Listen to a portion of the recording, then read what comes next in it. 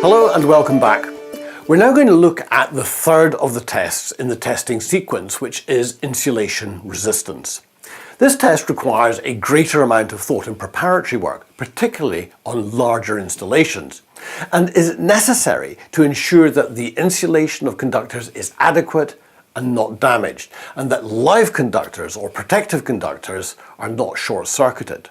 Regulation 612.3.1 of BS 7671 requires insulation resistance shall be measured between live conductors and between live conductors and the protective conductor connected to the earthing arrangement. We therefore need to ensure the connection to earth has been made before proceeding. Where appropriate during this measurement, line and neutral conductors may be connected together. This can be useful if certain equipment cannot be disconnected to allow line to neutral tests. For example, where the lamps cannot be removed from parts of lighting circuits. It also states in Regulation 612.3.3 that where circuits include electronic devices which are likely to influence the results or be damaged, only a measurement between the live conductors connected together and the earthing arrangement shall be made. Alternatively, these items of equipment should be disconnected for the duration of this test. Regulation 612.3.2 of BS 7671 requires the insulation resistance measured shall be considered satisfactory if it complies with the relevant value given in Table 61. Circuits operating at a nominal voltage up to and including 500 volts, with the exception of SELV and PELV circuits, require a test voltage of 500 volts DC to be applied, and the minimum insulation resistance acceptable is 1 megohm, 1 million ohms. Although this value is satisfactory for compliance with regulation on new installations, it is recommended that if values below 2 megohms, 2 million ohms, are obtained, the reason for such a low reading should be investigated further to ensure that this is not due to a latent fault. On new installations, particularly small single-phase installations, the value may be higher than the test instrument can measure, e.g. for the fluke test instrument shown, greater than 500 megohms. And if there is damage to insulation or a short circuit in the circuit wiring, this will show up during the test as a low resistance reading, 0 megohms. 612.3.2 goes on further to state that where surge protective devices or other equipment are likely to influence the test or be damaged, this equipment should be disconnected before carrying out the test. Where it is not reasonable to do this for surge protective devices, a test may be carried out by reducing the test voltage to 250 volts.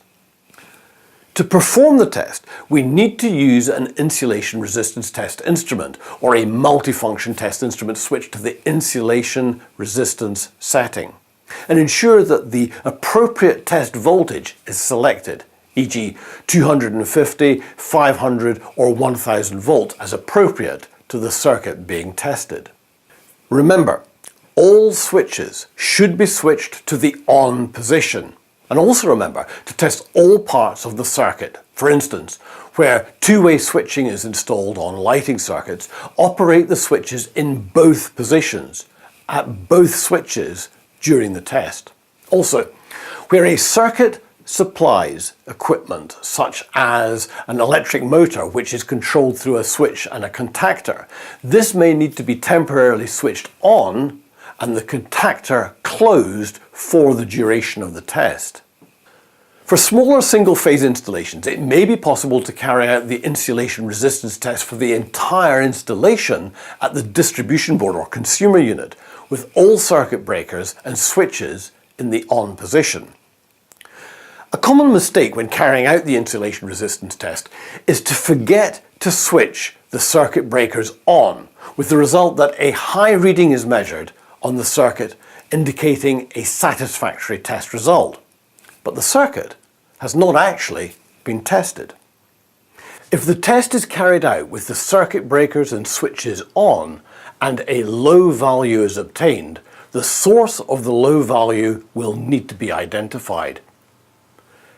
A procedure to do this is to switch off all circuit breakers, then disconnect and test each final circuit individually until the circuit with the low value is identified. Then, carry out further investigation on the affected circuit to establish the cause of the low reading and take suitable remedial action to correct any fault discovered. And remember, any defect or omission discovered should be made good and the test repeated to obtain a satisfactory value before proceeding further. Testing the entire installation in this manner is not possible where residual current devices are present in the distribution board or consumer unit because some types of RCD may cause a low insulation resistance reading due to the functional earth connection associated with these devices, or they may be damaged if the RCD contains electronic components. The single-phase distribution board on test rig 2 shows an example of this where the switch disconnector or main switch is a 30 milliamp RCD. The insulation resistance test is carried out by connecting the test probes in turn between line to neutral, line to earth, then neutral to earth in turn at each individual final circuit, and a high ohmic value is measured greater than 500 megohms. The measured value is then recorded on the schedule of test results in the relevant column provided for insulation resistance.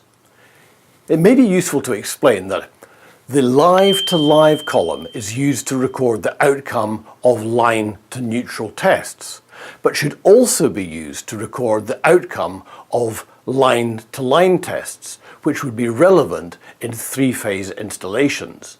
The live to earth column is provided to record the outcome of both the line to earth and the neutral to earth tests. When recording the information, it is the lowest value obtained that is recorded. In complex installations, it will be necessary to subdivide the installation into parts to make insulation resistance testing easier to carry out. For example, on test rig 2, we carried out insulation tests on the final circuits connected to the single-phase distribution board at that position, but would not want to test them from the circuit supplying it connected at the three-phase distribution board because of the 30 milliamp RCD main switch, as this would need to be switched on but could be damaged or show up as a low IR value. The circuits connected to the three-phase distribution board may require to be tested separately from each other and will require additional insulation resistance testing over and above that carried out for the single-phase distribution board. This will require tests between live conductors, i.e. between each line conductor and between each line conductor and neutral, and also between each of the live conductors and earth, i.e. between each line conductor to earth and between the neutral conductor to earth.